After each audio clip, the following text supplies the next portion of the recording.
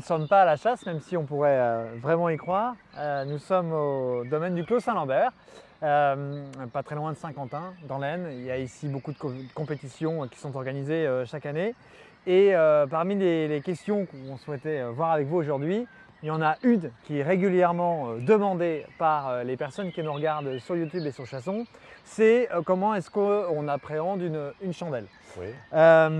Donc l'idée, ce serait de nous faire une démonstration. Vous allez utiliser quelle arme et vous allez tirer avec quelle cartouche? Alors aujourd'hui, je tire avec un Risini, un BL 440 en canon de 81 cm, équipé de chocs interchangeables, on appelle ça. D'accord.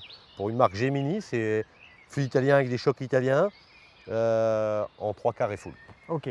Voilà. Et en cartouche pour cette petite chandelle Pour cette petite chandelle qui n'est pas très loin, on va tirer une cartouche qui s'appelle Sporting et Compact de chez Basqueri Pelagri en plomb numéro 8. D'accord. Donc cartouche équipée du toujours le système Gordon de chez BP pour amortir le recul un maximum. Plomb de 8 parce que bon, bah voilà, ça nous permet d'avoir un peu plus de projectiles à envoyer. Et puis toujours avec la fameuse poudre double base qui diminue le recul et qui est très performante. Et une jupe un peu plus qui permet un peu plus l'erreur, on va dire entre guillemets. Très bien.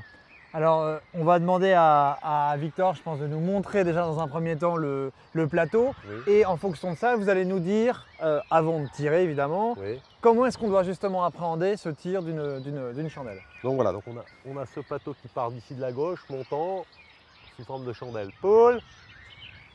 Donc le plateau part, monte, une phase descendante bien sûr. Oui. Le problème c'est que, l'approche va toujours se faire, donc dès le départ on est au tiers de la trajectoire. On est obligé de provoquer un mouvement un peu plus rapide, donc le mouvement va vers le plateau sans oublier que lui part légèrement de la gauche vers la droite. Et donc de devancer le plateau par son dessous, toujours, d'arriver au-dessous de la chandelle. Bien sûr, elle aura un point culminant.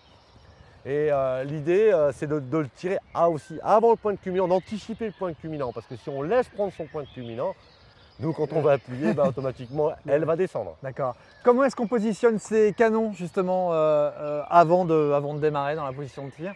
Alors, de positionner ces canons, on va dire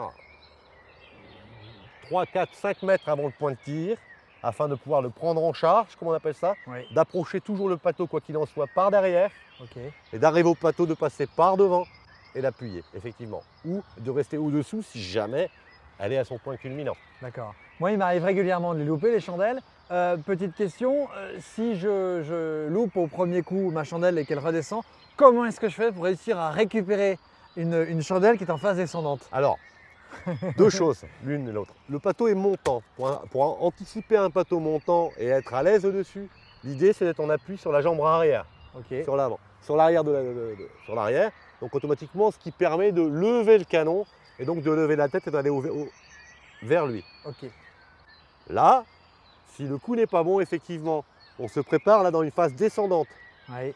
Donc là, on est les canons hauts toujours, on descend vers le plateau, mais là, on appuie sur l'avant justement pour s'enfermer, pour ne pas D'accord. rester la tête haute. Ok. Et bien sûr, à l'effet inverse, il faudra tirer dessous le plateau pour l'anticiper. Ok. Bon, si au premier, à la première cartouche, vous ne l'avez pas, et je vous demanderai justement qu'on fasse l'exercice en le loupant. Je m'efforcerai. Ok. Alors on y va, toujours pareil, on place les canons. Je peux me permettre d'approcher un peu avec mes yeux, vu que c'est un plateau montant. On va y aller. Paul, j'approche le plateau, j'arrive à lui prendre. Là, bien sûr, à la descente. Voilà, mais ça c'était pour l'exercice, c'était voulu, c'était demandé. Voilà. Voilà. Paul.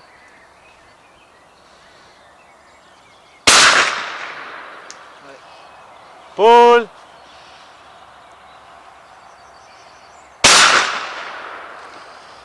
Là, il faut être très calme et... Toujours en mouvement. Par contre, ouais, t'as l'impression que je tire devant, mais je tire toujours en mouvement. Paul. D'arriver toujours au derrière, arrive à lui. C'est toujours le mouvement qui fait que le plateau casse bien. Paul. Voilà. Alors là, je me suis rendu compte que je tirais au-devant du plateau. D'accord. Donc je vais devoir tirer sur le plateau. Sur le plateau. Voilà, on y retourne. Paul. Ah mieux. Ah oui. On y retourne. Paul.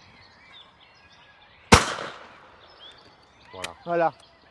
Et ce qui est intéressant, c'est que lorsqu'on est en compétition et qu'il y a des personnes qui tirent devant vous, on m'a toujours dit que c'était très important de regarder de la manière dont ils tiraient, à l'endroit où tirait le plateau, Oui. ce qui permettait, quand on était en 3 ou 4e position, de D'avoir pouvoir... une meilleure analyse. Oui, c'est vrai ou C'est vrai, à condition que la personne qui soit devant vous aussi fasse le bon geste. D'accord. Parce qu'on a Ah des oui. gens qui, pour ma part, et comme d'autres, tireront dans le mouvement, et d'autres qui vont avoir un tir un peu moins soutenu, arrêté. D'accord. Donc quelqu'un qui va arriver à l'objectif et qui va s'arrêter devra toujours mettre beaucoup plus que celui qui tire dans le mouvement. Mais ça permet aussi quand même d'avoir une certaine approche. Lorsque les gestes se répètent et les fautes se répètent, on se dit voilà, il y a un problème. Est-ce que j'ai bien analysé ce plateau?